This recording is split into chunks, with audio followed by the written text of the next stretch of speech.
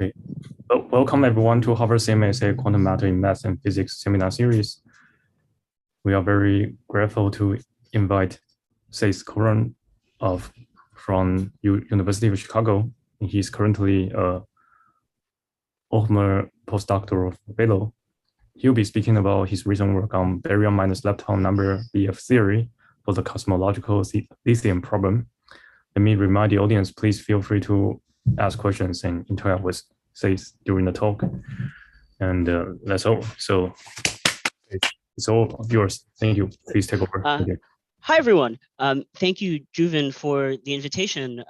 I think I may be the first particle cosmology talk in this seminar series, which is great because one of the reasons I really enjoyed this work is because there are a lot of interesting connections to more formal field theory ideas. So I'm happy to be talking to more of that sort of audience.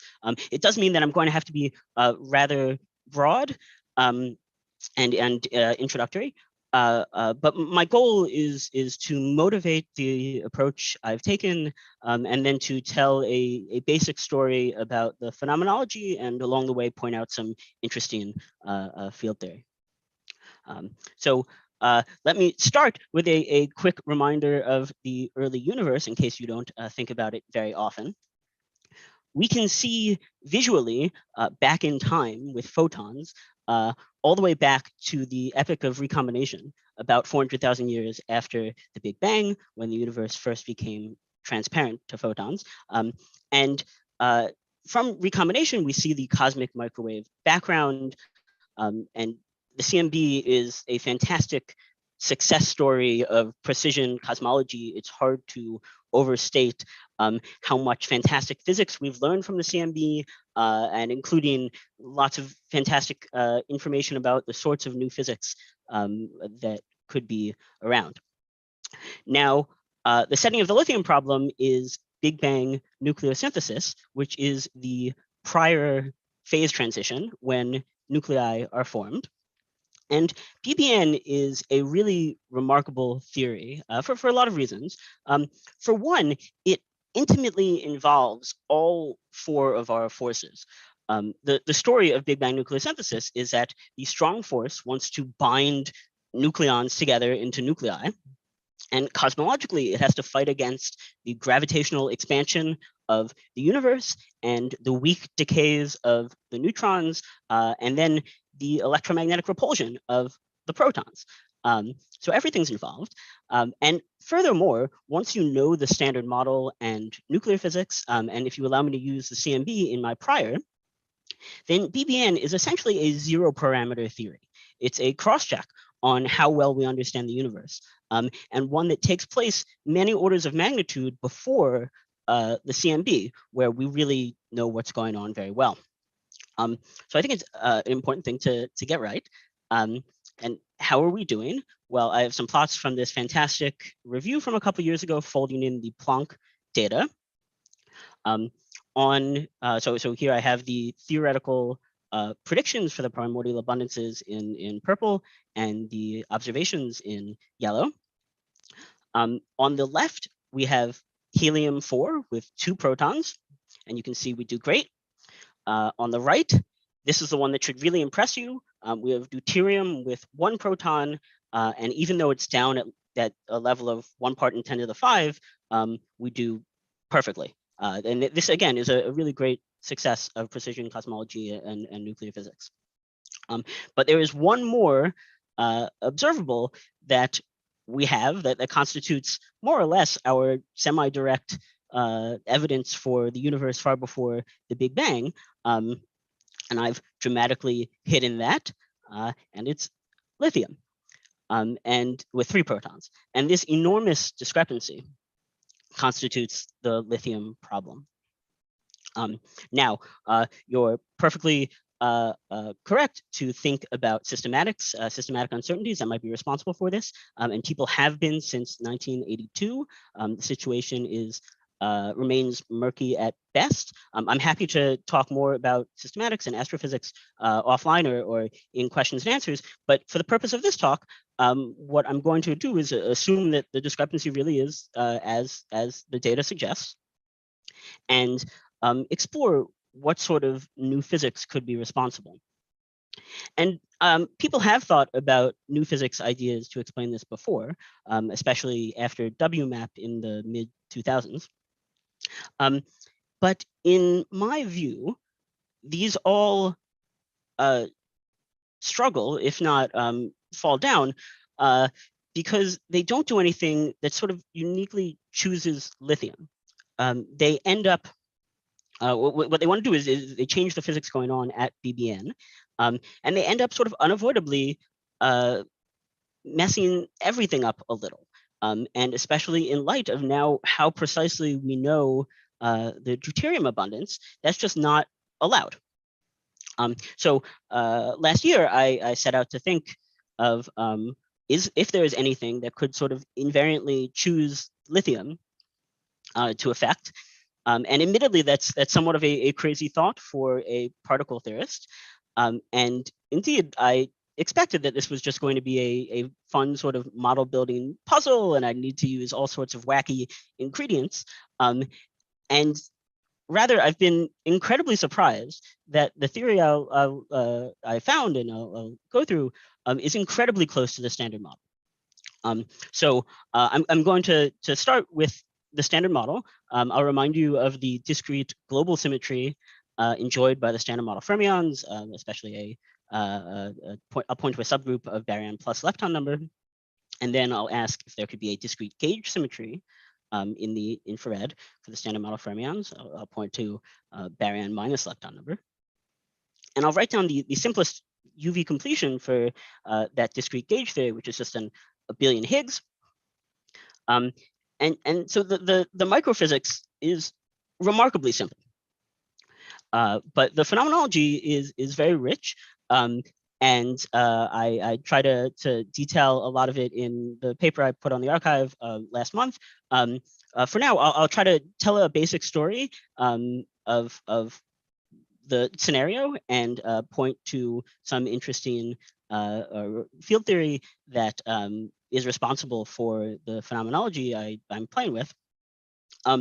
But where I'm eventually going to get the proposal, my new physics proposal that you can have in mind, is I'm going to suggest sometime after Big Bang nucleosynthesis, cosmic strings from this breaking of baryon minus lepton number hit nuclei, and they can only destroy, they have an inelastic interaction which destroys 3 and only 3 protons at once. So 3 is the number of protons in the lithium nucleus. So they can destroy lithium nuclei, but not deuterium or helium, and they don't mess up those abundances. Great. Jose's question. Oh, yes, please.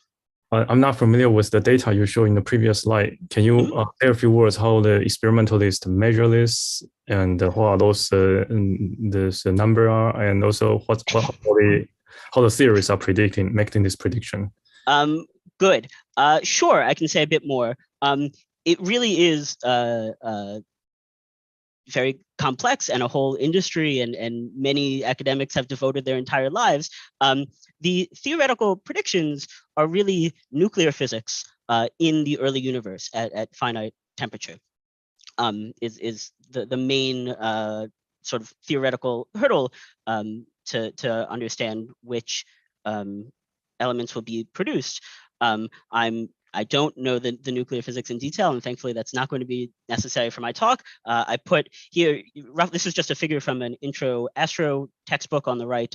There is a complicated chain of nuclear reactions that have to occur. You have to sort of build up elements sequentially, and that's why we only see the light ones.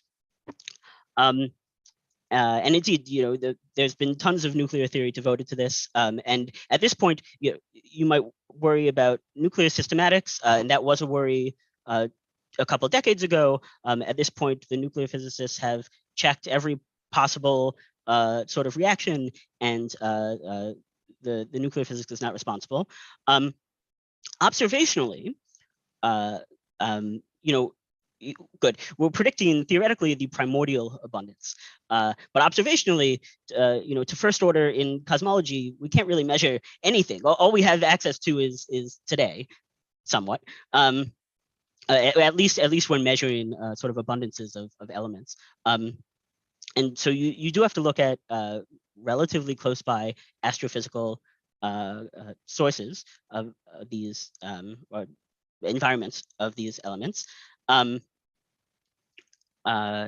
Yes. How much should I say? Lithium in particular is the abundances come from stars around or in the Milky Way. So it is very, very much not primordial.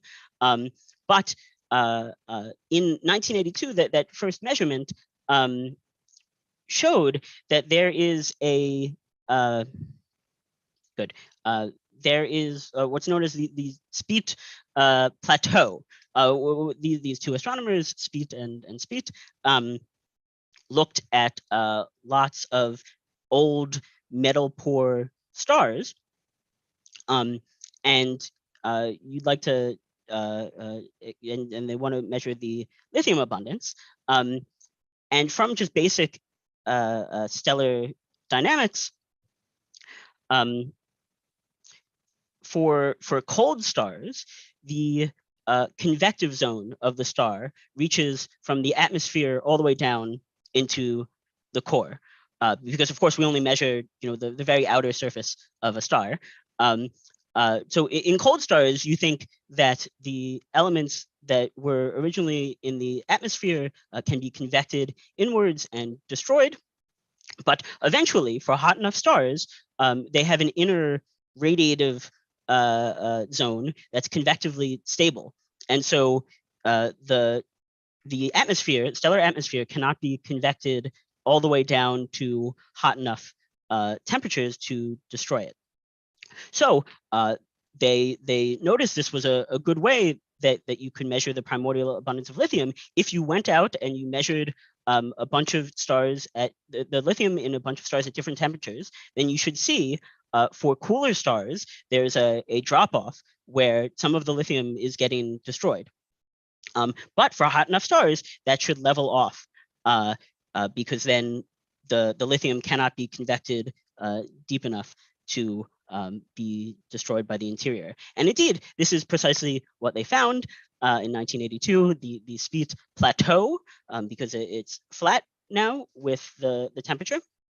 And so this has given us confidence that we're really measuring the primordial abundances in the atmospheres of these stars. There hasn't been some sort of extra convection that's destroyed lots of the lithium. Or maybe let me ask a further question. I think, yep. How can you compare like this data to maybe other there's a 3-proton isotope, maybe lithium 6, and also carbon with 6 protons?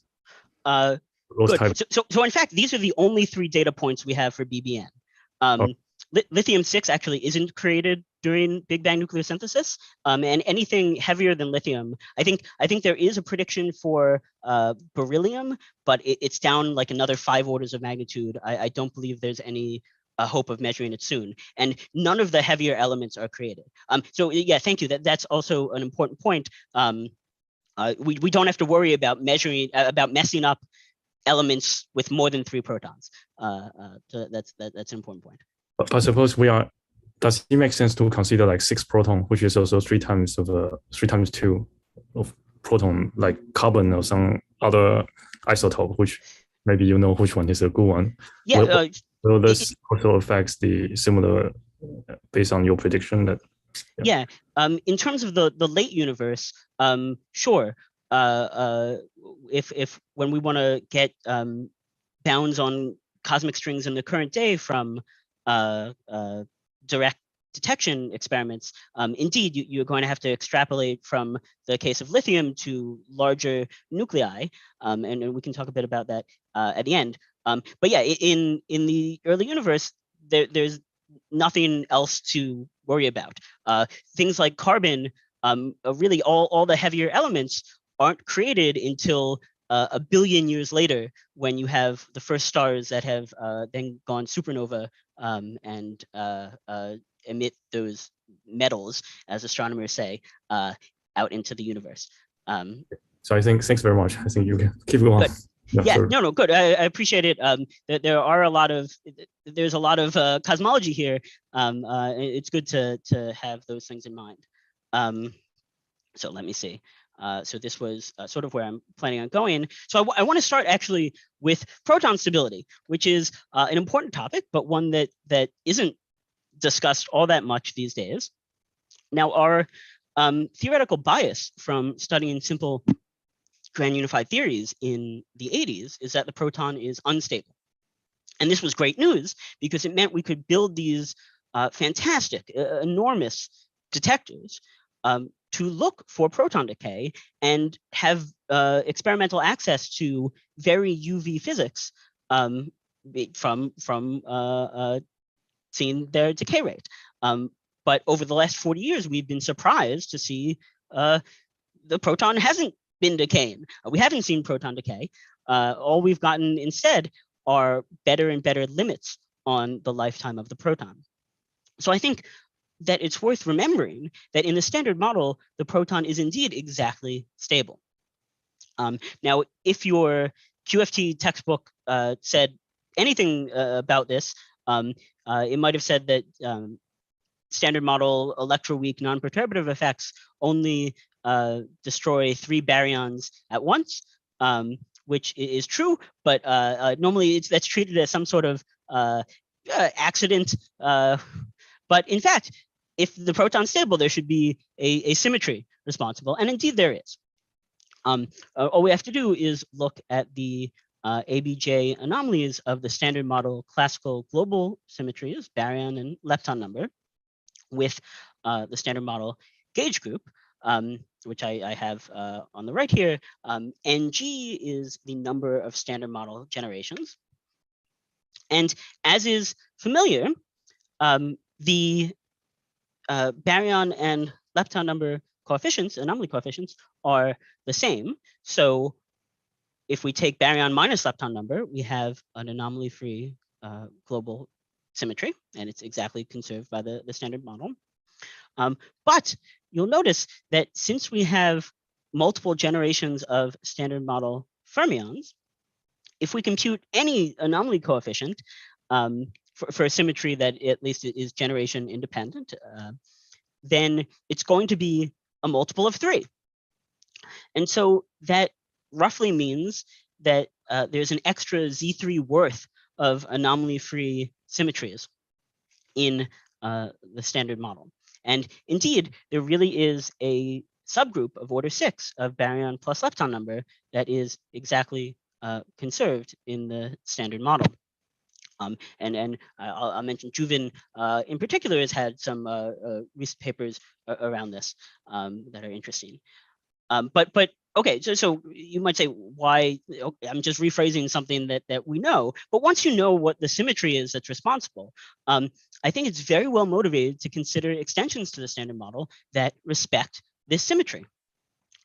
Because empirically, it seems to be very, very, very, very good. And indeed, I'm going to make sure that the physics I discussed does all respect the symmetry.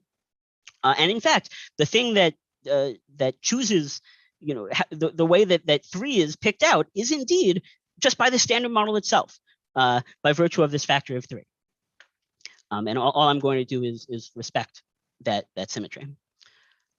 Okay, now from the global symmetries, now the infrared gauge symmetry, you might think this is silly. We know the standard model gauge group, but for that same reason we just said, baryon minus lepton number is anomaly-free, B minus L could be gauged without needing any new matter that's charged under the standard model gauge group.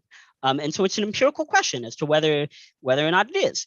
And there have been lots of great experiments looking for fifth forces. I have one here on the right from torsion balance.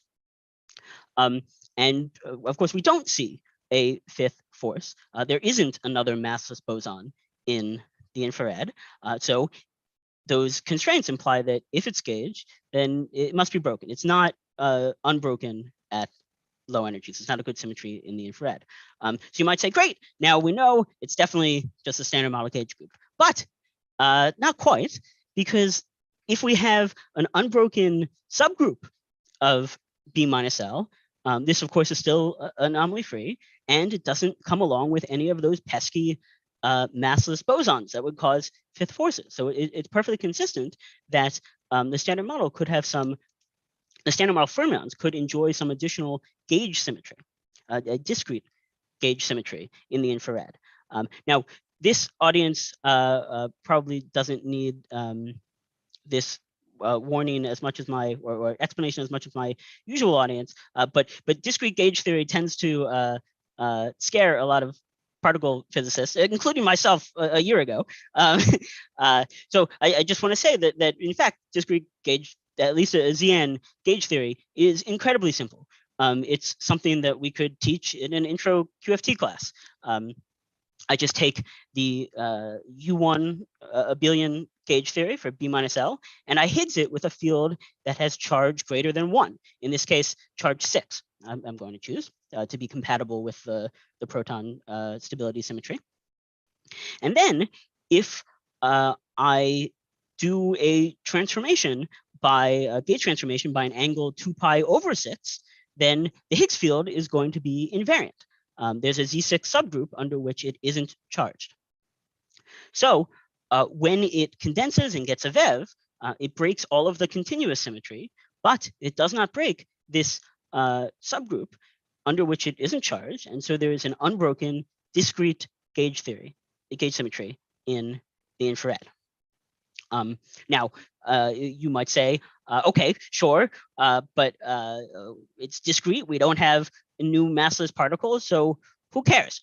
But what that discrete gauge factor does for us is it means that in the infrared there are a new class of dynamical objects, which we can see easily in the Abelian Higgs UV completion. If I just look for configurations which are time independent and Z independent, then at transverse infinity, the Higgs field has to go to its VEV in magnitude, but the phase is not so constrained. And in particular, you can have solutions with non-zero K here, non-zero winding number, where the Higgs field sort of winds around transverse infinity in a topologically non-trivial way. And when it does that, if K is non-zero, there must be, by continuity, a zero of the Higgs field in the bulk.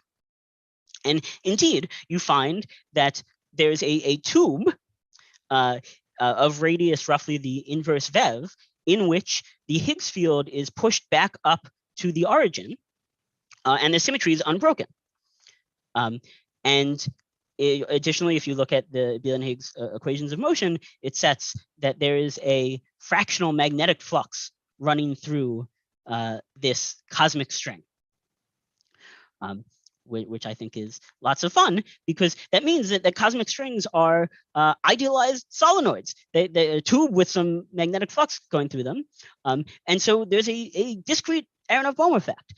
You might have thought that the Aharonov-Bohm effect required a massless vector, but in fact, that's not the case. It's just as long as you have unbroken gauge symmetries. And so, yes, Juven. Yeah. Two things. One is that do you say you want to have the discrete gauge group for the B minus L symmetry as Z6? Yes. And can you explain why? This is the first question. Just make sure, because these are not the Z6 B plus L, right? These are the Z6 B minus L. But good. So it's just to be compatible with the B minus L. Sorry, sorry. I want to gauge a subgroup of B minus L. And in general, you can think of a ZN subgroup. But it's only really compatible with the Z6B plus L if it's a multiple of 6. Yeah. But because the B minus L U1 and B plus L Z6 or Z2 NG B plus L only share the Fermion parity Z2 Fermion parity subgroup, right? So naively, I don't see you can consider any Z2 multiple of the U1 B minus L to be gauged, I suppose, if you want to gauge. So you can consider some maybe Z4, Z6, Z8, not necessarily Z6 B minus L. Yes, but good. The statement is something about let's see. Yeah, if the orders are co-prime, then you will end up destabilizing the proton. You will have delta B equals 1 processes allowed. Just by because by virtue of how many baryon minus lepton you're allowed to change and how many baryon plus lepton number, you should be able to arrange that such that you can have a delta B equals 1 transition. Not necessarily a proton decays into a positron. It might be instead proton to positron plus some number of neutrinos that you need. But you should be able to have the proton decay if the B minus L is not a multiple of 6. Yeah, and I'll say to be clear. So I'm using in my talk the conventional normalization, which has the quarks have charge 1/3. In my paper, I use the correct normalization in which the least charged particle have unit charge, and so there it's a Z18 really, but in this the Z6 is the important part here. I see. So you want to forbid proton decay by keeping some B minus L discrete subgroup and B plus L Z6 discrete subgroup, and you find the Z6 B minus L. Yes. Okay. That's fine. Thanks. And there's a subtlety though. Although the way you describe this gauge TQFT, these are more like a bosonic theory, in the sense that Fermion parity does not play important role in the discussion, but both B plus L and B minus L contain the Z2 Fermion parity subgroup. So that makes the theory might be slightly more subtle than the bosonic theory. It's just like a theory of bosonic means that you can put on a manifold without spin structure. Mm-hmm. And there's no compatibility about parallel transport fermion spinners, that type of things. But if you do include a Fermion parity, then there's such issue, and the generic manifold you need to describe spin manifold at some stage. But once you gauge the Fermion parity, since you are gauging the Z6 B minus L, you also gauge Fermion parity, then you will change the theory down to bosonic theory again. But perhaps the step to do here might have some subtlety more than just giving some level 6 BF theory. Like just a comment. I didn't, but I just give a comment. Maybe it will be useful to think further. Yeah, definitely. I haven't explored much of the higher math here. So yeah, thank you. Okay, so maybe Matt. Yeah, I also wanted to ask a question. Hi, Seth. Hi, Matt. So you are gauging a subgroup of B minus L. Yes. Could you equally well have just chosen to say that your B plus L discrete symmetry was gauged? So that's indeed, you're also allowed to gauge that B plus L. That would be, good. If you're a strict effective field theorist, then you can say, I just have the discrete gauge theory in the infrared. I have a discrete gauge field, but that's going to be much harder to UV complete because you can't gauge the full U1 B plus L.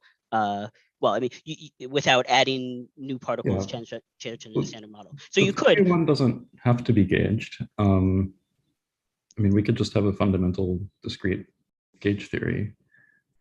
Yes. But maybe the fact that it's embedded in U1 is going to be important for your cosmology, though, because you need a phase transition that gives you the generation of the strings. Yeah, so that's a really good question. And I don't know what happens if you have a global U1 with a discrete gauge subgroup, and you Higgs it in the early universe.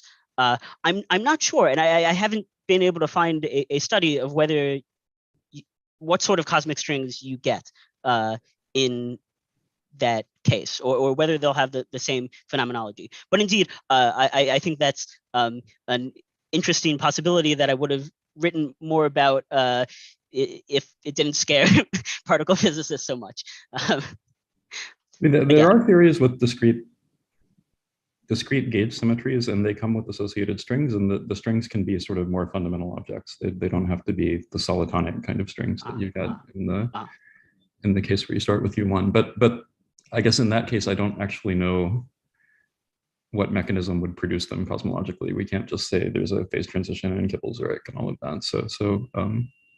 Right. Okay, so I guess embedding it in U1 gives you a clean cosmological story. Yes. Okay. That's right. But yeah, indeed, there are more general things that would be interesting to play with. Good. There's a question in the chat. Oh, good. Great.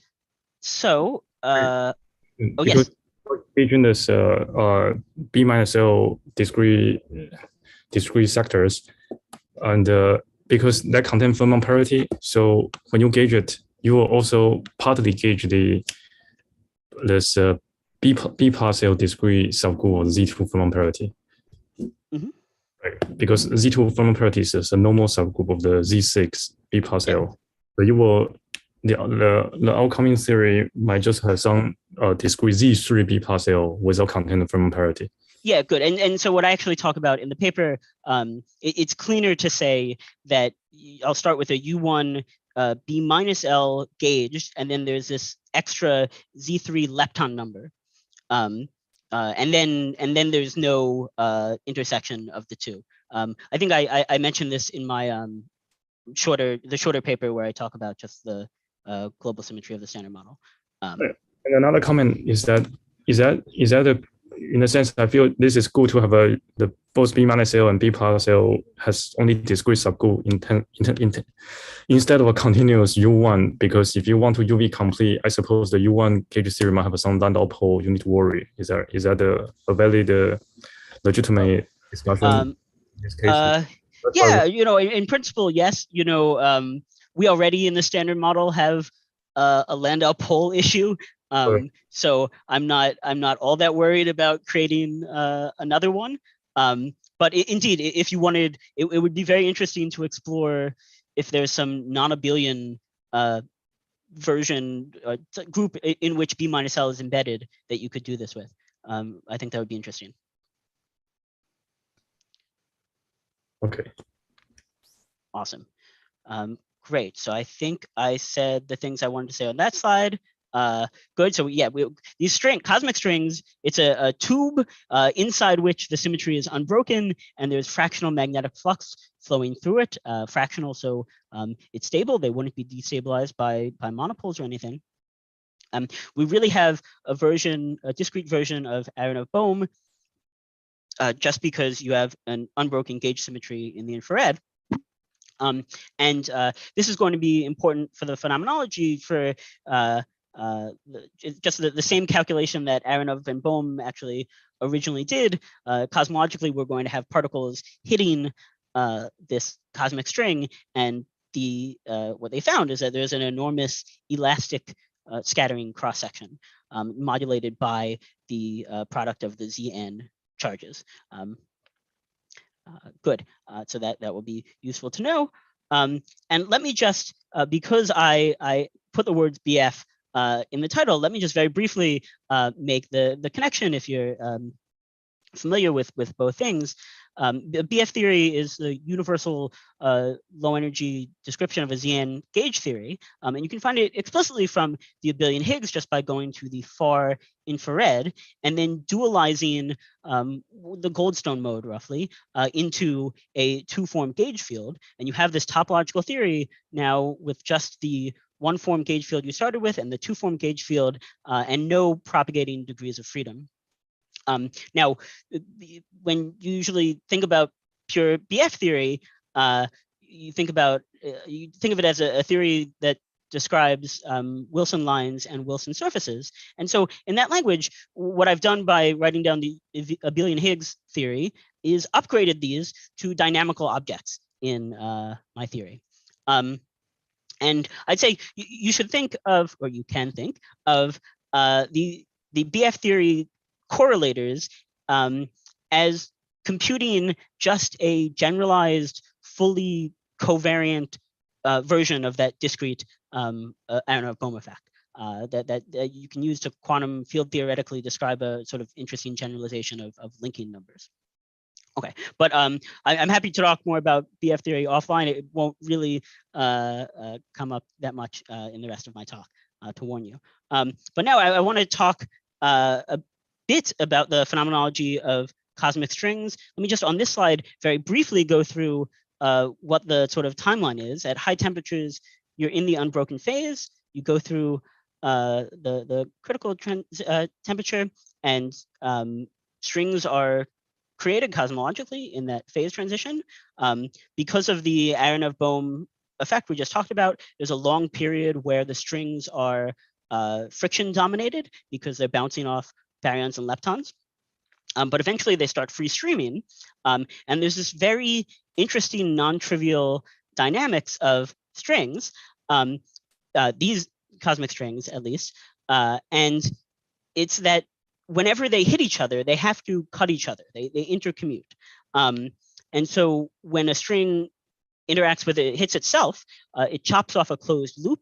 And these loops are very important because they can oscillate and emit gravitational waves. And this allows the cosmic string network to not dominate the energy budget, but instead to go to a scaling solution where you end up with, as a product of all the strings cutting each other up and shrinking, you end up with a nice scaling distribution with an enormous number of small cosmic strings. This is the very basic sort of timeline to keep in mind. I'm going to point out a couple more interesting aspects of this. For one, as was already alluded to in our conversation, what's amazing is, I find amazing, is that once you write down you have a field theory that has this spontaneous symmetry breaking, by virtue of the fact that we live in a cosmology, the early universe must produce these cosmic strings. So on the right here, here's just a two-dimensional slice of the universe that's easier to visualize. And what you should think is when you go through the phase transition, the Higgs field at every point has to choose a direction to fall down in. But that choice cannot be correlated over lengths longer than the Hubble length by causality. There hasn't been time for signals to propagate farther. So you end up with a sort of random walk process. Here I've drawn roughly Hubble-sized patches and semi-randomly assigned some angles to them, and just by chance you end up with closed topological cycles. In the plane, these are 2 + 1 dimensional Abelian Higgs vortices. As a part of the 3-dimensional universe, this is where a string passes through that plane. Yeah, you automatically get cosmic strings. They're not just some exotic field theory solutions. They form in the early universe. Okay, so now as to the dynamics, before I get to the string case, I want to warm up with vortices. And look at scattering of vortices in that slice, the 2 + 1 dimensional Abelian Higgs. Now, numerically, the behavior I'm going to talk about has been seen to apply very broadly, but I believe I certainly only have any analytic understanding of this in the supersymmetric limit. So I'm going to discuss that because that gives us the sort of qualitative understanding of what's going on. And the benefit is that in the supersymmetric limit, the motion of the vortices is just controlled by the geodesics in the moduli space. So if I just look at the simple n = 2 moduli space, the simplest version, you just have the displacement between the two vortices as your moduli space, which I have on this left picture here, and a collision corresponds to a line going toward the origin, right, as the vortices approach each other. And your intuition from free field theory would be that most of the time, the two vortices just pass right by each other. They forward scatter if they follow this red trajectory there. However, even though our vortices are large classical objects, they're identical. And so you have to do a Z2 identification on the moduli space because R and -R correspond to the same physical situation. So when you do that identification, the moduli space becomes a cone, and it turns out it's rounded off at the top. And then you can see that the forward scattering corresponds to a trajectory that goes up toward the tip of the cone and bounces straight back. But in fact, the geodesic will just go over the cone, follow this blue trajectory. And that unfolds in real space into 90-degree scattering.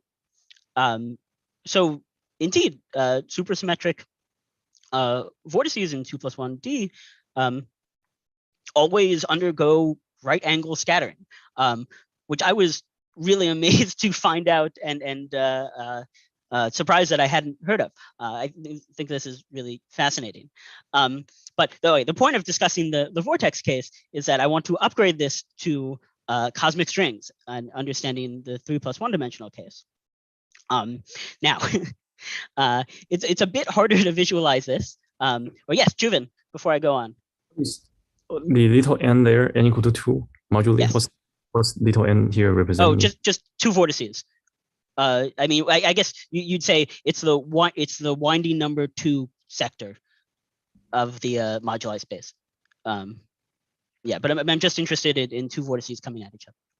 And when you already draw some domain wall between, like maybe this defect formation pictures, you have this like this labeled face by some discrete angle of z. Oh, here. Right. So why is that Z4?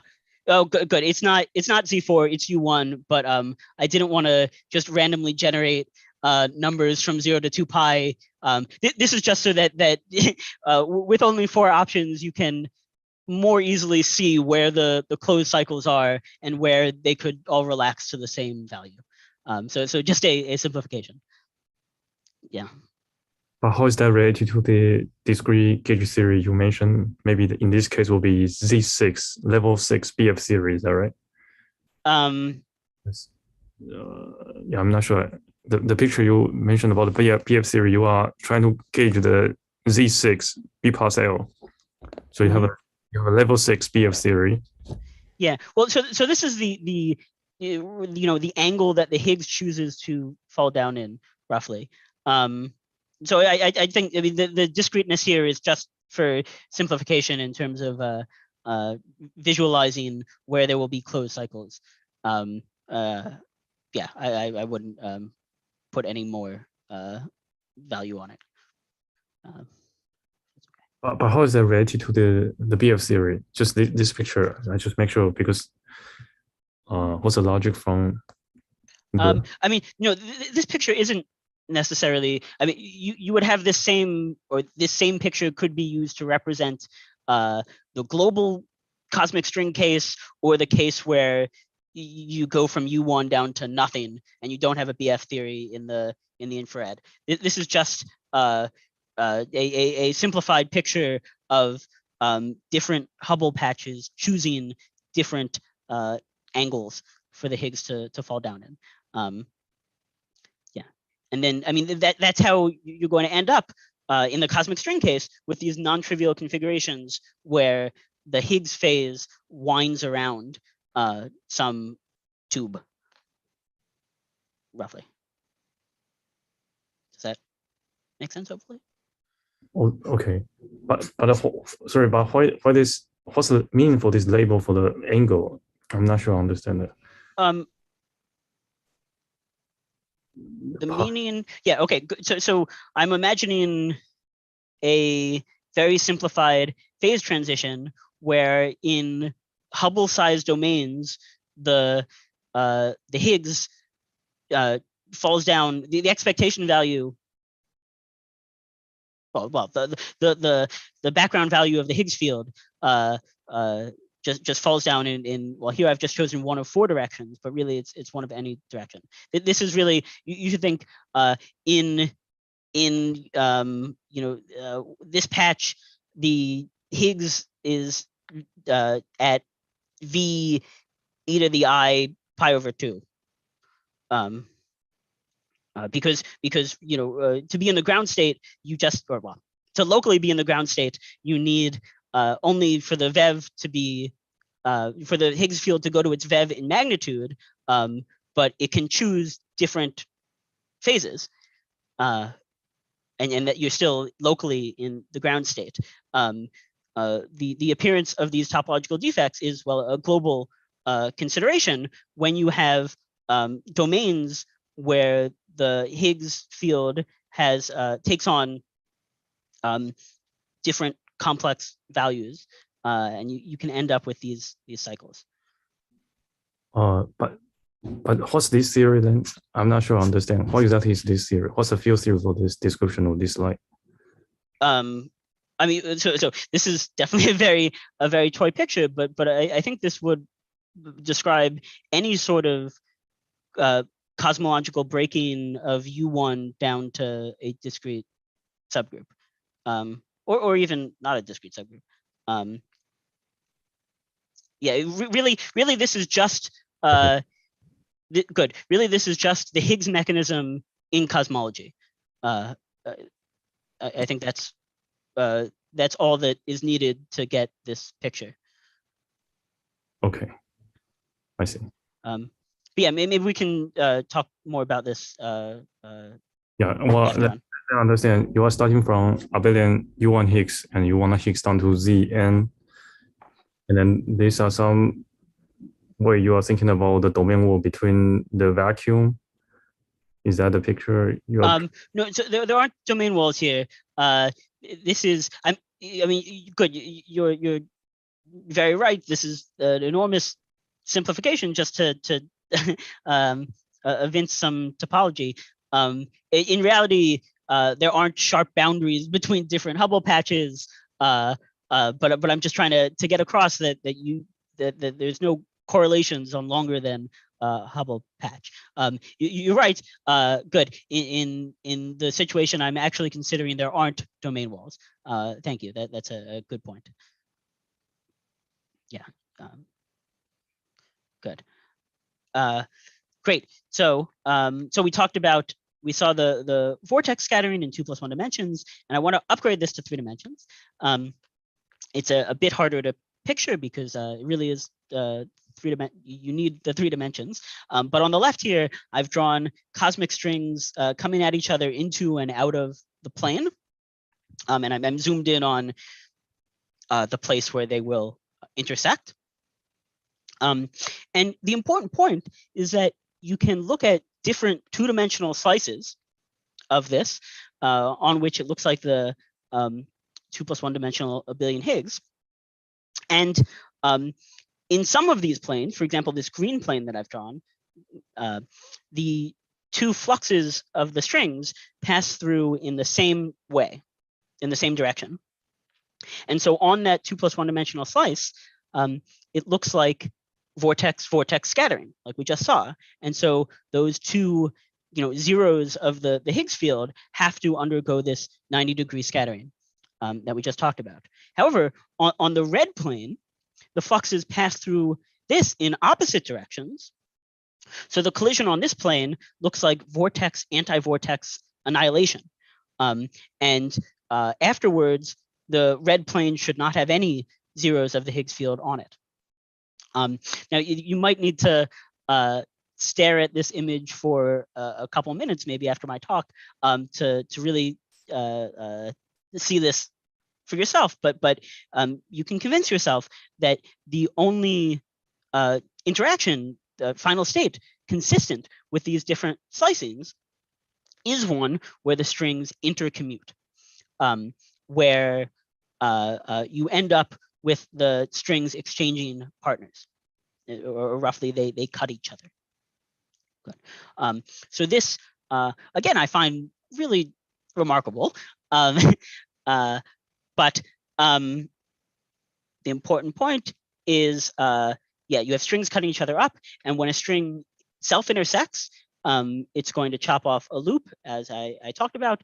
And this really is what makes cosmic strings the most interesting type of topological defect in cosmology.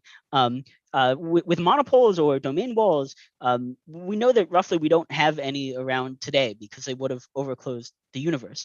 But cosmic strings, by virtue of this really interesting dynamics, they can dissipate energy and don't come to dominate the energy budget, but instead there's a very humongous literature showing, discussing them reaching a scaling sort of solution where the energy density is stays at a fixed portion of the total energy density of the universe, and you have a power law with that's peaked toward small cosmic strings, but roughly that makes sense, of course, and you can end up with an enormous amount of cosmic strings, depending on the tension. Mu here is the tension of the string. That's roughly the VEV squared. So this is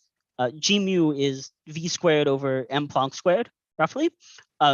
So you can get enhanced by powers of that, and that can be an enormous enhancement, depending on the scale of your U1 breaking.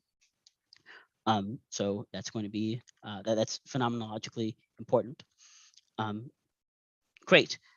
So that's roughly cosmic strings. And now I want to talk about these very strong inelastic interactions. I'll label topological defect catalysis. The label of catalysis comes from the monopole case here in the middle.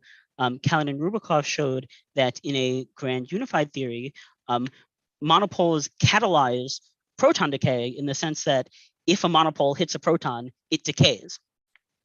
Now, I think that that effect and the familiar case of 't Hooft vertices from instantons, and what I'll discuss about cosmic strings. Well, I conjecture that these should have some unified description, probably in the language of generalized global symmetries.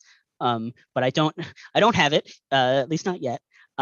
So what I'm going to do is I'm going to review the monopole case, where it can be seen very elementarily what's going on, and it's seen tons of study over the past 100 years, and then I'll get to the cosmic string case, which comparatively has seen very, very little study, but hopefully the monopole case gives us some intuition for what's going on there.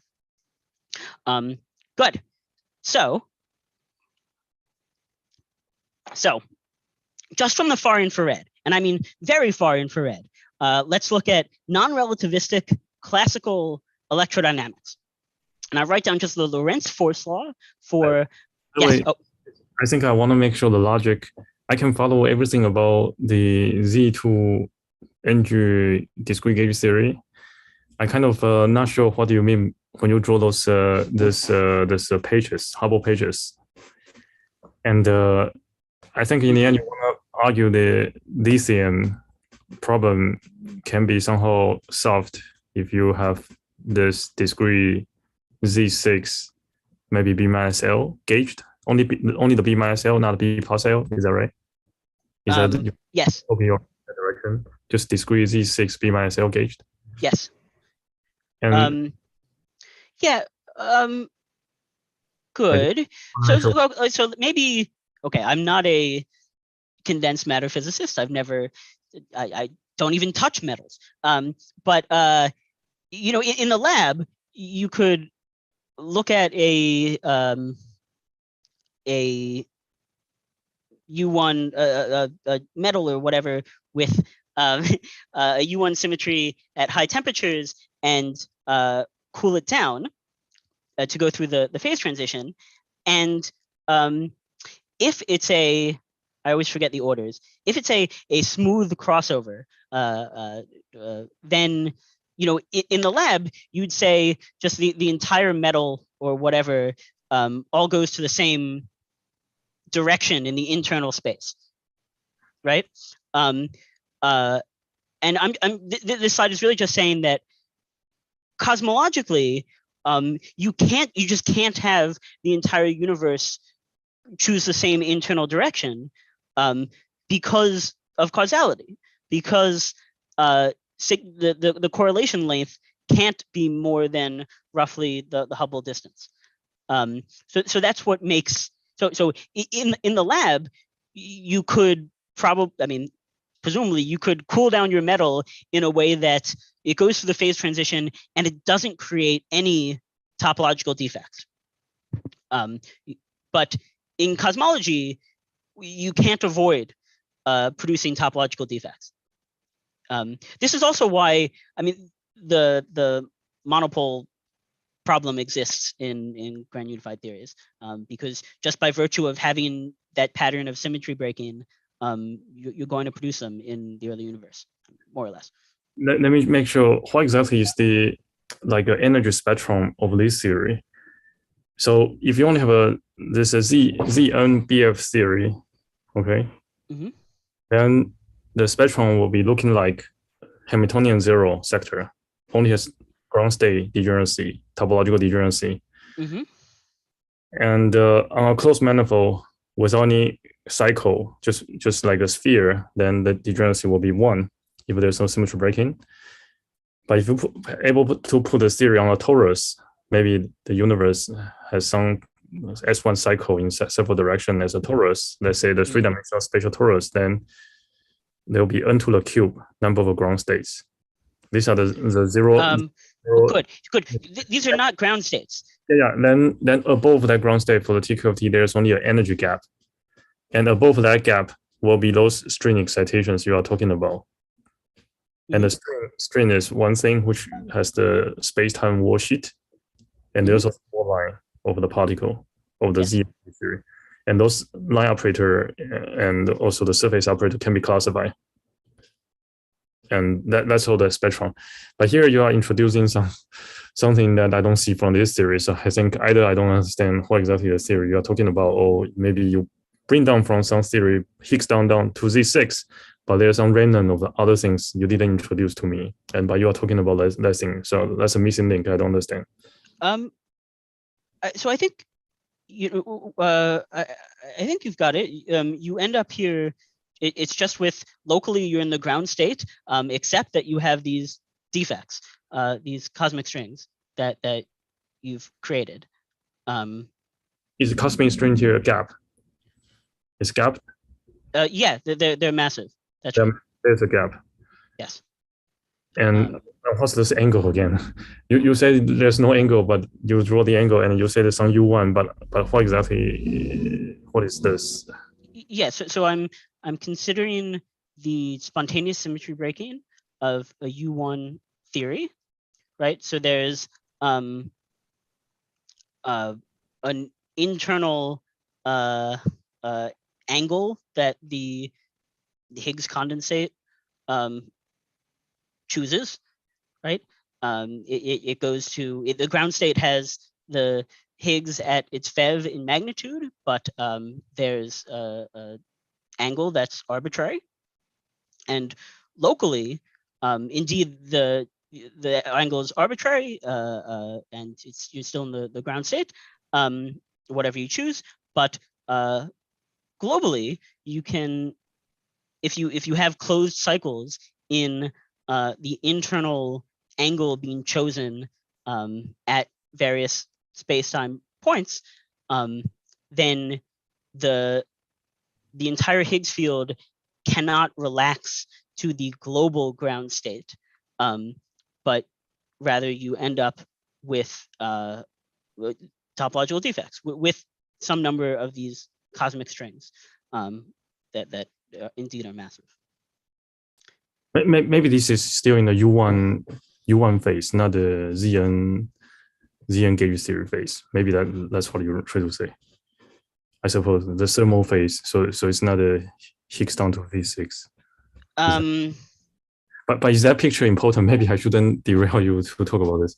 Is this important? If it's not important, maybe I don't need to worry. So I don't think this picture has anything to do with the Z6. It's really just I'm describing the breaking of a U1 symmetry. It could be down to nothing. It could be down to Z6. It could be global or gauged. And I think this picture applies. But the main takeaway here is just that these things are produced cosmologically.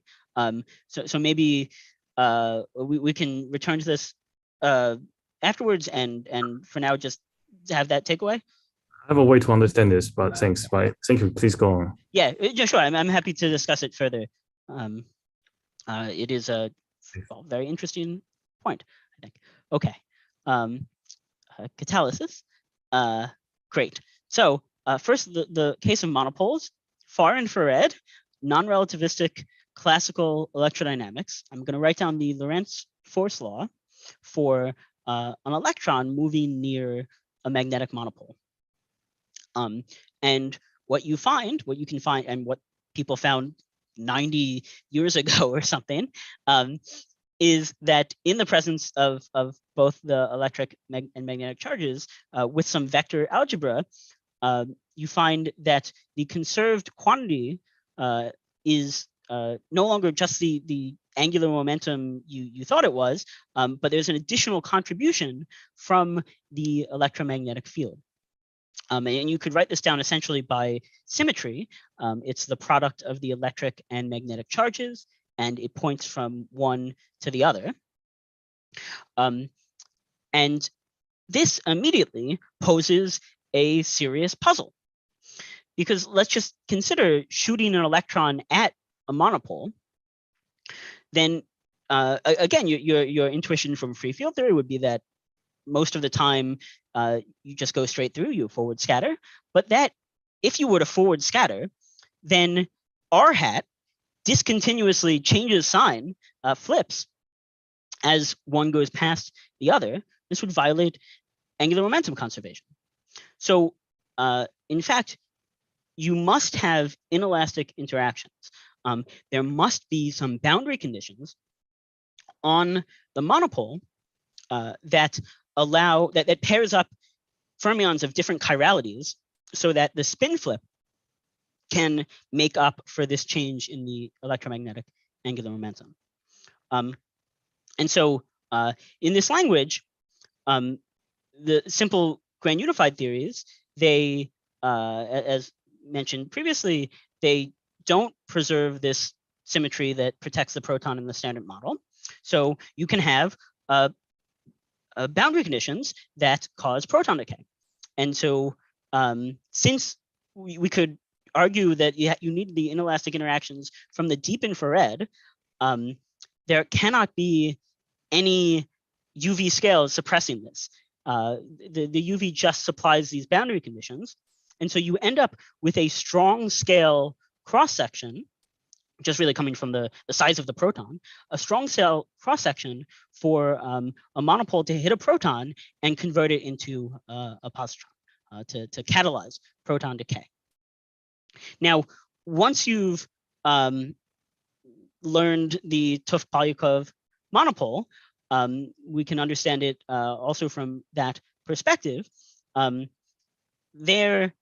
The Higgs field then is really, the monopole then is really a background field configuration for the Higgs field, a map from the spatial sphere to the internal sphere, which is topologically non-trivial.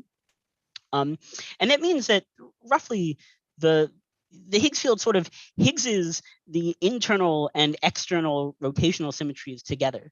And so the true conserved quantity there is a combination of the normal angular momentum and spin SU2 factors, and also an internal SU2 factor. And so from the UV perspective, the flip of the angular momentum is compensated by pairing up particles in the same multiplet under this SU2. And so the Kalin-Rubikov effect then is that when you put the quarks and leptons into the same multiplet, the monopole can turn one into the other. And again, the same conclusion done from the UV.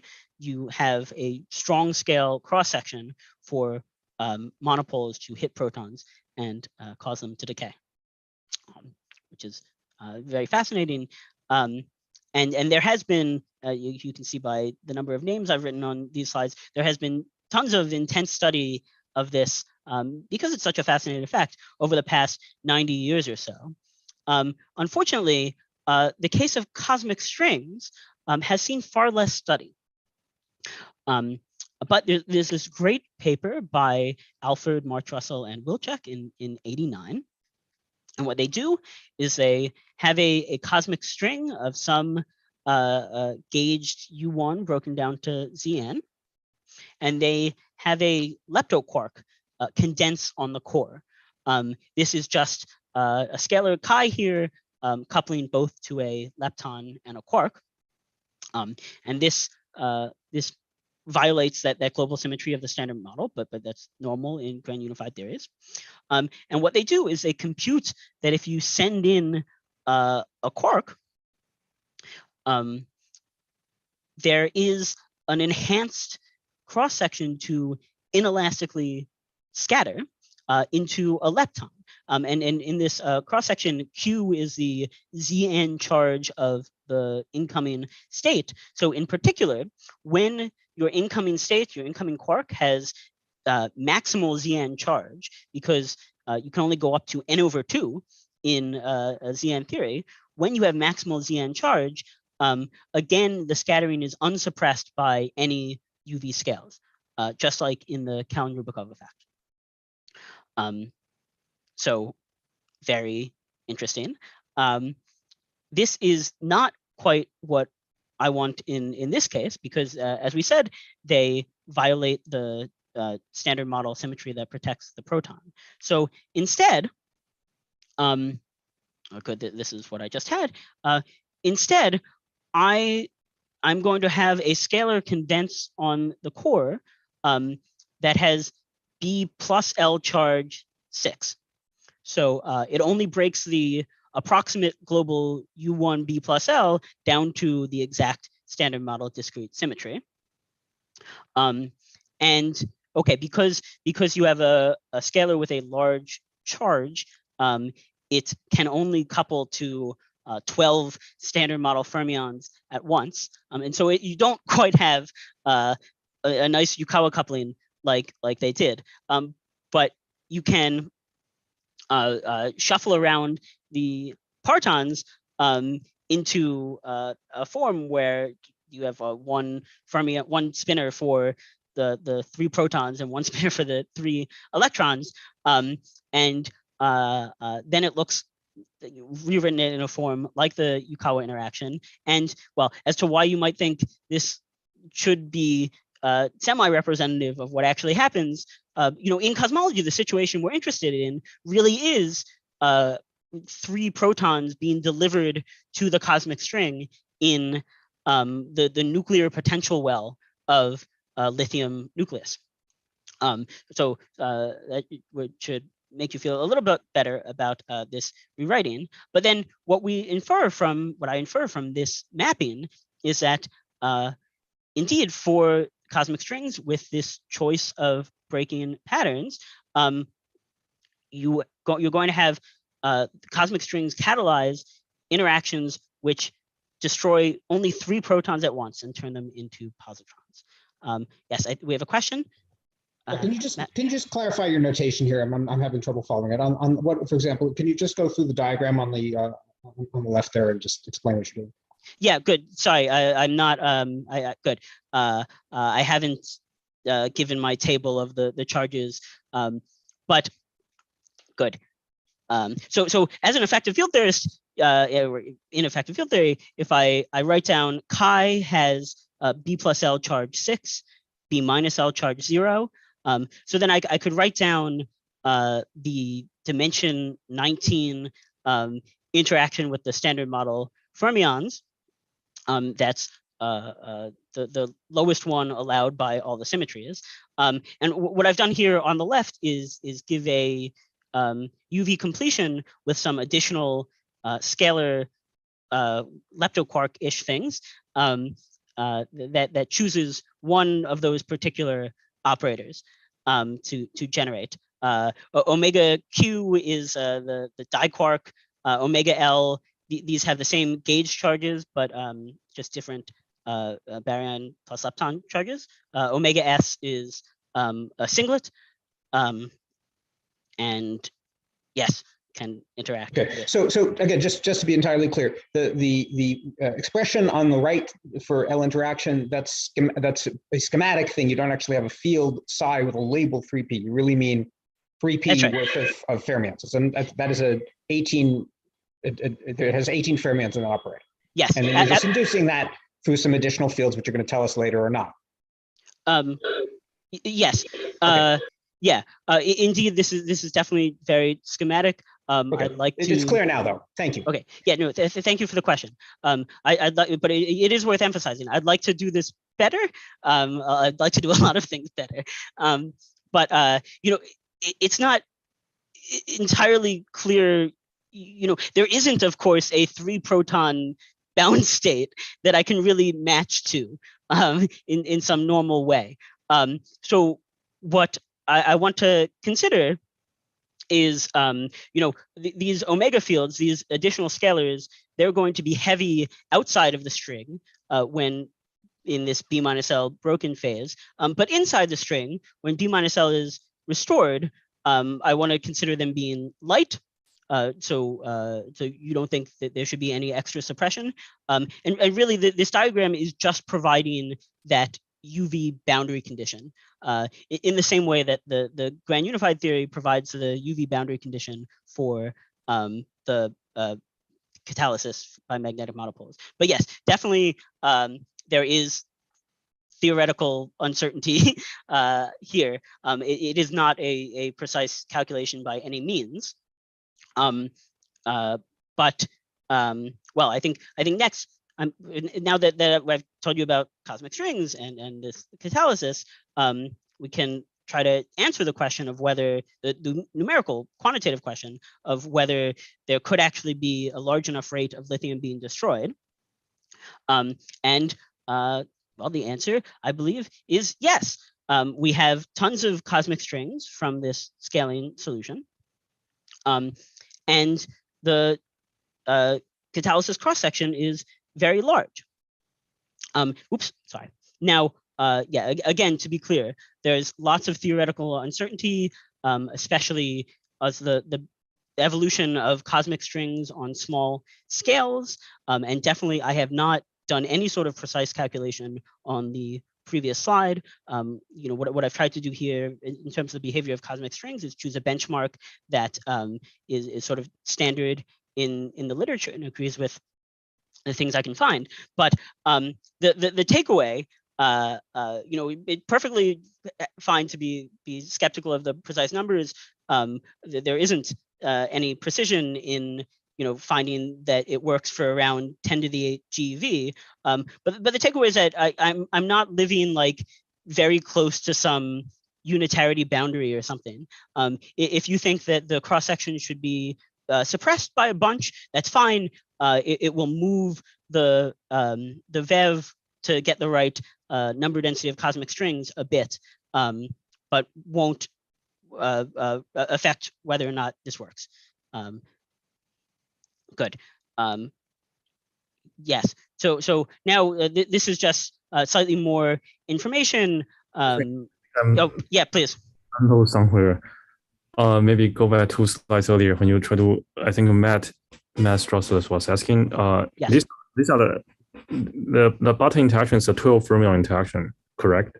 Yes. 12 fermions, and compared to the upper one, is just let's say 2 fermions. Yes. And can you just summarize from the beginning of your slide about this lithium problem? How is that help to solve the puzzle? So let me just make sure I understand the data in the beginning. The first slide is that the lithium is less abundant than we thought predicted by the theory. Yes. Experiment measure less. So you want to make lithium decay to other disappears, and because there's some. So how is the logic goes with this 12 fermion interaction? How does it help? Yeah, maybe good. I think even other audience might get lost on that point. Yes, no, thank you for slowing me down here.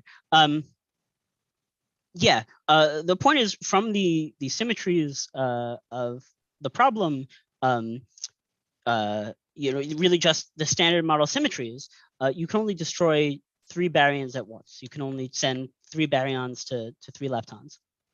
And what I'm doing is just respecting that, making sure that my theory respects that standard model symmetry.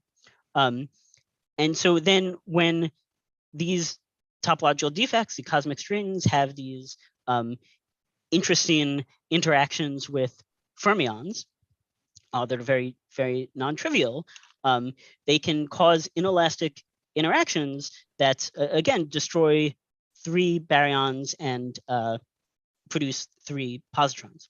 Sorry, 3 leptons. But let me make sure. But isn't this logic seems to forbid other channel that people computed? So will I shift instead not the lithium, but shifting the other like hydrogen or helium? I just want to make sure whether I get it. Good. So another very good point is that topological defects in general break crossing symmetry. So indeed, if I have this interaction, you might say, you know, I should cross one of the initial protons into a final antiproton, and then you have a reaction that destroys helium. But in fact, well, the topological the S matrix for topological defects has this different structure that, well, we could really see in the magnetic monopole case. There's no forward scattering allowed, so you don't have you know we normally write the S matrix is the 1 plus the amplitude, but there's no 1 here. You can't forward scatter, and so your normal intuition about the analyticity properties and crossing and such don't hold.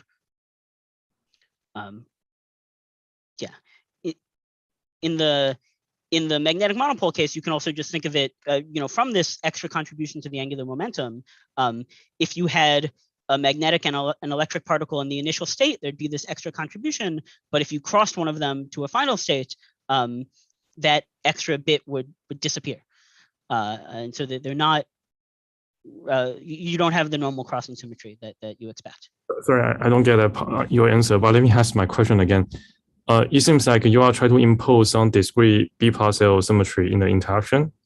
And lithium seems to have the channel you write down, or the multi-fermion interaction seems to obey that symmetry. Mm-hmm.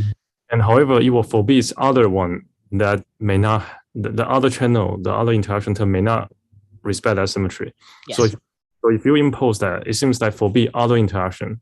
So what it seems to me, by my naive calculation, just by I running my mind now, it seems to forbid other channel for the hydrogen or helium that you show in the first slide. So in that sense, it seems to shift the theoretical prediction for the other channel, not shifting the lithium. Is that, am I understanding wrong in some way? Why is that getting the opposite way of maybe I have new reactions, a new reaction that allows lithium to decay, roughly. And you're saying that the selection rules don't allow helium or hydrogen to decay, which I agree with. Okay. I see. Yeah. But in that sense, you mean people did not consider this type of interaction in the past? Is that Yeah, I think particle physicists have been a bit slow on the uptake of discrete gauge theory. And I think in general, I tried to motivate in the beginning. I think a discrete extension, an extension by a discrete subgroup of B minus L is a very well motivated thing to consider, even apart from any lithium problem or whatever phenomenological consider. It's just a very natural extension of the standard model. And I think there's been very little phenomenology study of that actually done. Okay. Can you go back to the slide you showed the 12 fermion interactions? Let me just make. So in the past, people computed this primordial abundance for the first interaction, the first line, and contribution for the hydrogen, helium, and the lithium. Is that right? No. Oh, good. Thank you. I haven't oriented things clearly. I'm not going to change the physics at BBN at all. I want Big Bang nucleosynthesis, all of the complicated nuclear physics and cosmology, everything that's going on. I want that to proceed as normal. And then I imagine that after BBN, these cosmic strings were present, physical, a relic abundance of cosmic strings, and they can hit various nuclei. And they can destroy only lithium nuclei. So I want to imagine that the primordial abundance was as the theoretical predictions gave us, but a large portion of that was destroyed between, after BBN and before stars form. Does that make sense? Yeah, so it's not, so this Feynman diagram is just to suggest the low energy interaction that gives us the boundary conditions for fermions interacting with the cosmic string. But the actual interaction is with fermions with the physical cosmic string, hitting it and bouncing off. If that makes some sense. Can I just understand, is that lithium allow the channel for the second one, the second interaction? Mm-hmm. And you were causing it less abundance because of this interaction? Is that the Yes. And that's enough to shift the spectrum of the abundance a lot? Yes. Okay. Yeah, precisely. Yeah, that's what I'm just getting to in the last couple of slides. Thanks. Yeah, no, thank you. Great questions. Yeah, here I'm treating on the x-axis, I have the tension. G mu again is v squared over m Planck squared roughly, and I'm treating the time at which lithium disintegrates, which this effect really happens as independent. Here in blue is my benchmark model that I showed on the previous slide, and around 10 to the 8 GeV of my nominal prediction for this benchmark. But just to show, well, it's nice to have this plane because the constraints, empirical constraints sort of factorize this way. Cosmic strings have universal gravitational effects, which we do lots of great searches looking for, but currently those only probe very heavy cosmic strings. They are probing gut scale strings, which I think is very interesting. But you know, with relatively light or just not too heavy cosmic strings, you don't expect any gravitational signal. It's totally fine. And in terms of when this disintegration should happen, well, you don't really want to do anything messy around the CMB because it's very easy to mess up the precise observations we've made. And if it happened later, then direct detection experiments can roughly constrain that you know, if it happened later, there would still be too many cosmic strings around today. This would be still happening too efficiently, and you can rule that out from direct detection experiments. But there is lots of space between Big Bang nucleosynthesis and recombination, in which this effect of having cosmic strings around and hitting lithium could well occur. I'll mention these gray dashed lines. I've been using the terminology of small cosmic strings from the cosmic string literature, but in fact, small cosmic strings are small compared to the Hubble scale. So in fact, everywhere in my benchmark, the cosmic strings are larger than the proton itself. And for heavier cosmic strings can actually be quite large, even at the sort of gravitational back reaction scale that the cosmic string people use to define small cosmic strings. Great. So this is roughly my money plot, so to speak. Again, I want to say, you know, I don't want to claim this is any sort of precise calculation, but I think I've chosen a plausible benchmark. And the point is that there's lots of space here. Yes, Juven. Oh, but just make sure if you allow the channel, the interaction of the 12 fermions term is allowed to shift the primordial abundance by 3 times, 1/3 of that. Is that the confirmed? Well, again, it's not an effect of like heavy virtual particles or something. I'm not just introducing some. I'm not really introducing a new decay channel. It's an interaction between the cosmic strings that are going to be around at that time, and yes, the lithium nuclei. And indeed, yeah, it can destroy an order 1 fraction of the lithium very easily. Okay. So I'm sure there's going to be. I'm happy to have lots more discussion. There are lots of great discussions to have. Let me just give some brief conclusions. So I'm of course the most biased possible person, but I think this gives a model that you as a theoretician could actually believe in for why the lithium discrepancy would be there.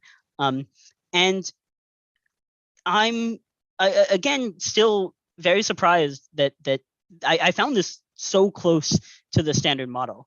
A priori, there didn't have to be such a model. I didn't know that there would be a year ago. So I think it's sort of amazing that there's anything that even could work.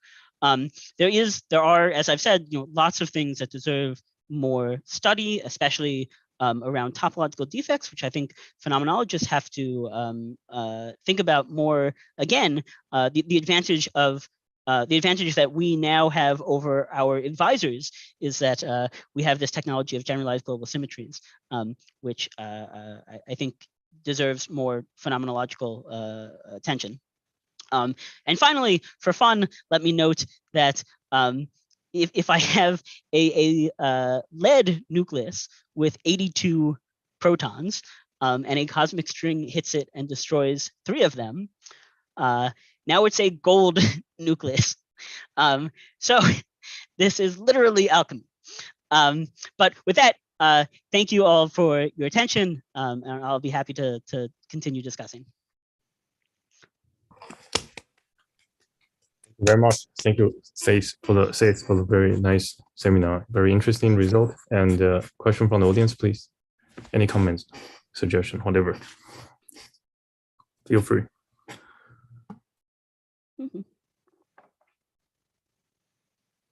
Oh, should I call on people? Matt, if you have a question, or whomever.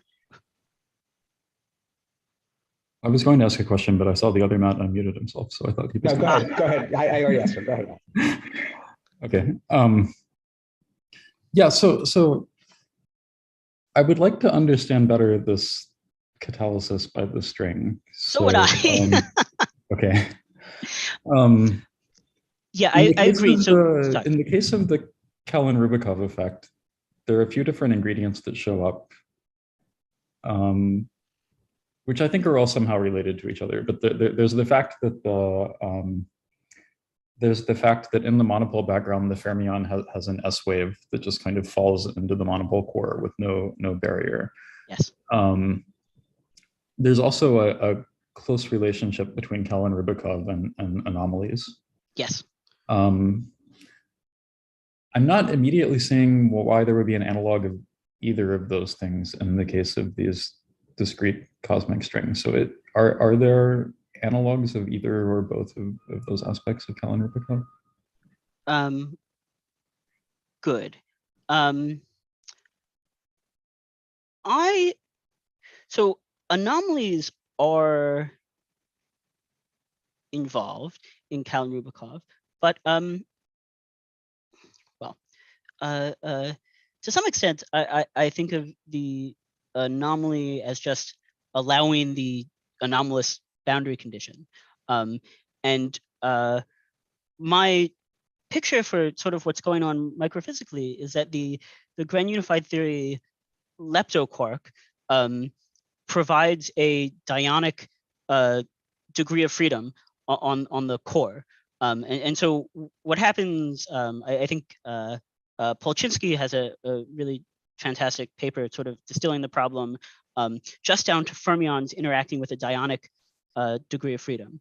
And I think that's what's going on there. I think I expect that there should be a dyonic excitation of the cosmic string, but I don't think anyone has found it. But indeed, I think it's a very, I want to be clear, I agree with you. I think it's a very unsatisfactory situation.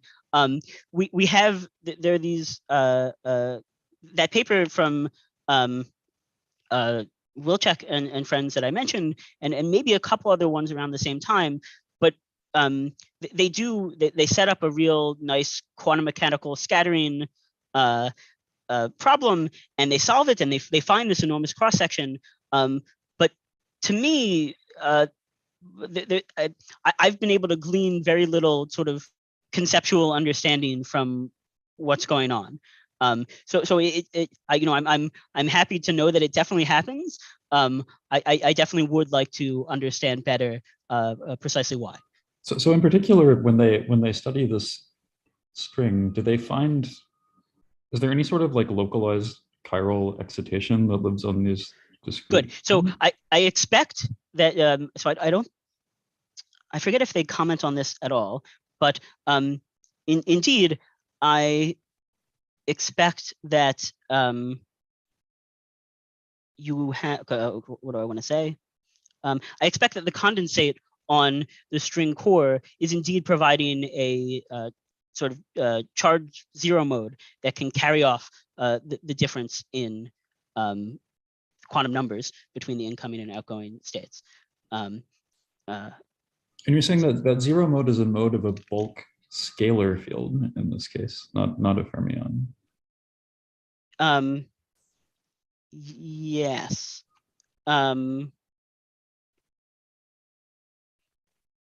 Yes.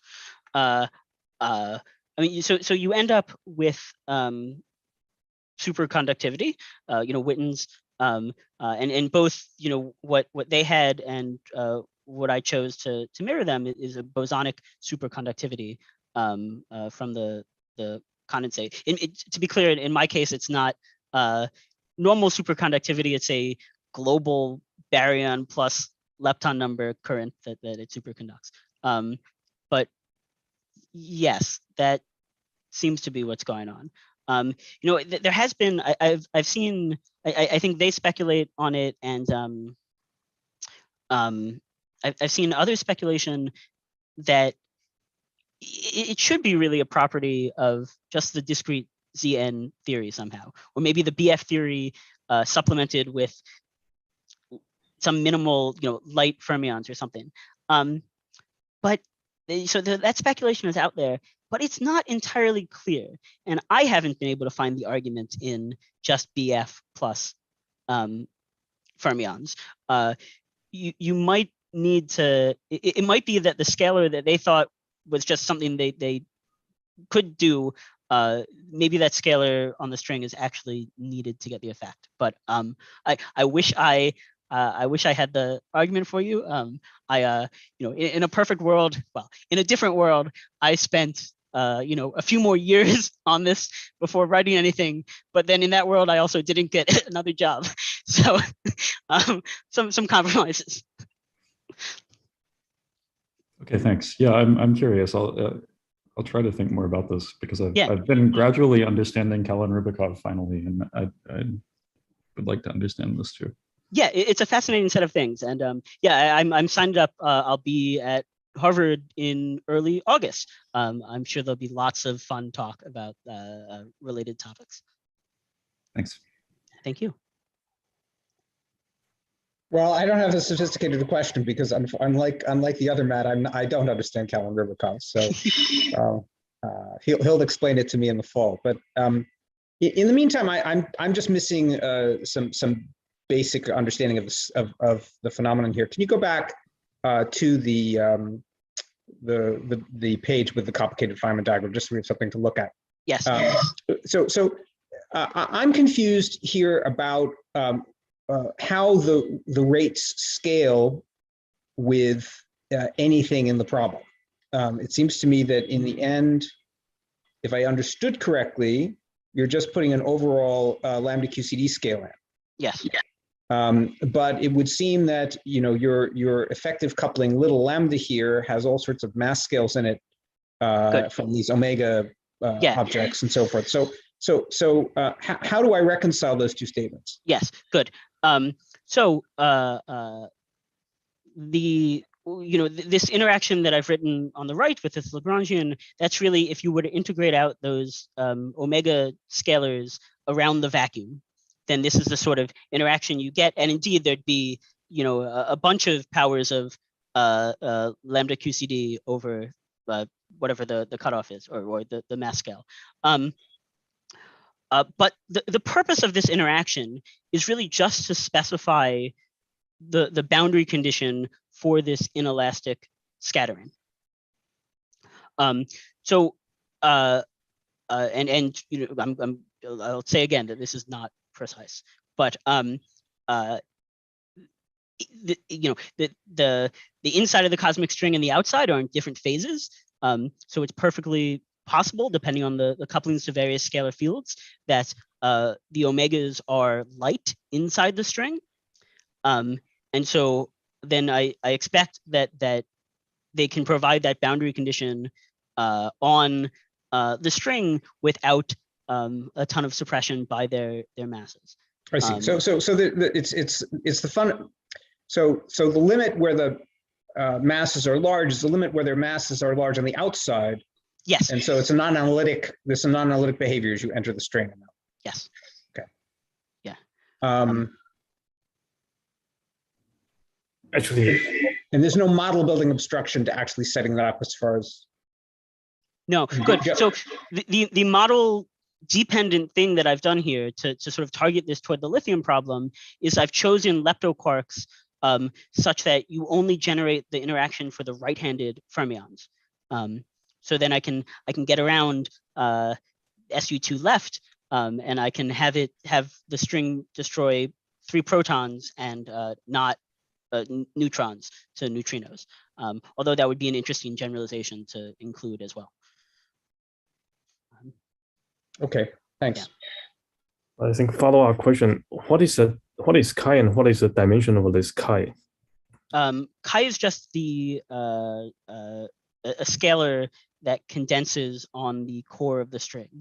So outside the string, chi doesn't have a vev, but inside the string, when the Higgs of the gauged B minus L is pushed back up to the origin, then chi gets a vev. This is again just like Witten's bosonic superconductivity setup, or it's similar to. Yeah.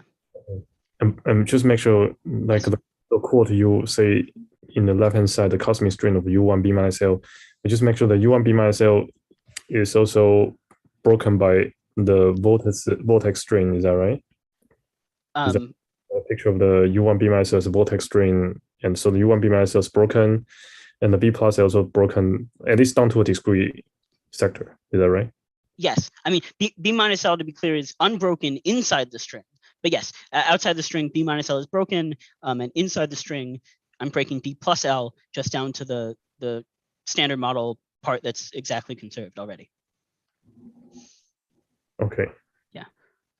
Yeah. Sorry, I guess I should have put the table of charges back onto this slide, but it's definitely in my paper. Outside the core, the U1 B minus L will be some like a vortex structure, and they will break down the U1 B minus L down to some Fermion parity. And that Fermion parity is shared with the Z6 B plus L's Z2. And the Z6 B plus L is gauged. B minus L. Well, yeah. Z6 B minus L and Z6 B plus L are unbroken throughout. But you're right. The code breaking B plus L. Yes, sorry, but breaking the approximate global U1 down to the symmetry that the standard model already preserves at Z6. And that one is keep as global or gauged in your global. B plus L stays global. Okay. Yeah. Thank you. Yeah, thank you.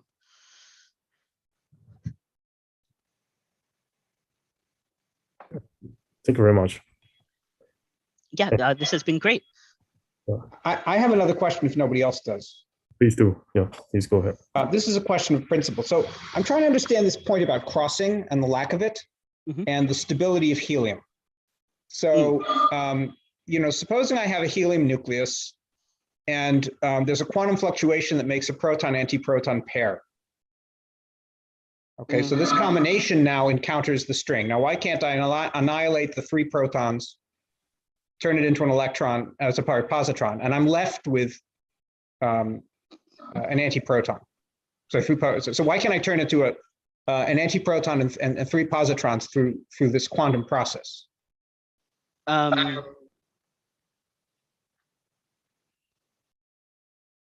I mean, you're right. My statement is at the level of the valence nucleons. How often does the helium nucleus have an extra proton antiproton pair? That's quite a well. So there's a quantitative question, but there was also a question of principle. I mean, I guess I was trying to understand how, since this process is possible,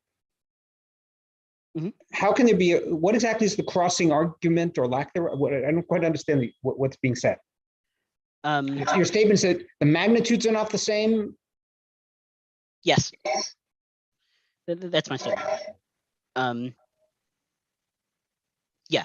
I mean, the crossing argument, you can understand it more simply in the magnetic monopole case by the extra contribution to the angular momentum, which would change under crossing. And also there's this great, really a fantastic paper from last year using the technology of on-shell amplitudes to explicitly build. So they also very clearly show the analytic structure is just different. And they have some discussion in there. The cosmic string case, for one, this isn't exactly what you said, but for one, if you just tried to cross one of the protons over, in addition to just generally not expecting it to be the same, also these catalysis effects really only happen for incoming fermions. So if you had two protons incoming, then you'd also expect you wouldn't get much catalysis because you have a integer total spin. But indeed, I agree with your question in principle.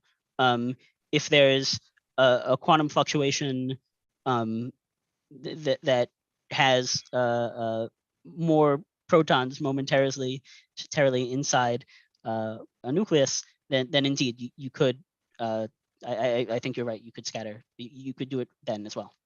So it's something to do with. I mean, normally when you can write a Feynman diagram of the one I just described, you can again kind of use crossing within the diagram to induce the process where it isn't a quantum fluctuation, where it's really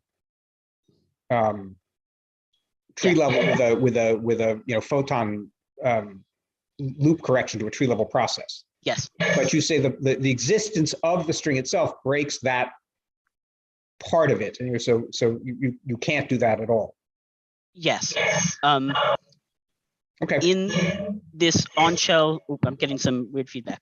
But in this great on-shell electric magnetic scattering amplitude paper, I think they discuss this very coherently. The point is that you can't even talk about amplitudes for the magnetic electric scattering because there's no forward scattering piece of the S matrix. So all of your intuition about analyticity and how the amplitude should behave just doesn't carry over. Okay, but in any case, it's not a statement that that the string can't produce helium decay. It just does it at a rate which is suppressed by some significant number. I agree. It might still be nice to compute that, but yes, that I think I see how the logic could work. Yes, yeah, definitely. I agree. There are lots of that is one of many things that I would like to understand better.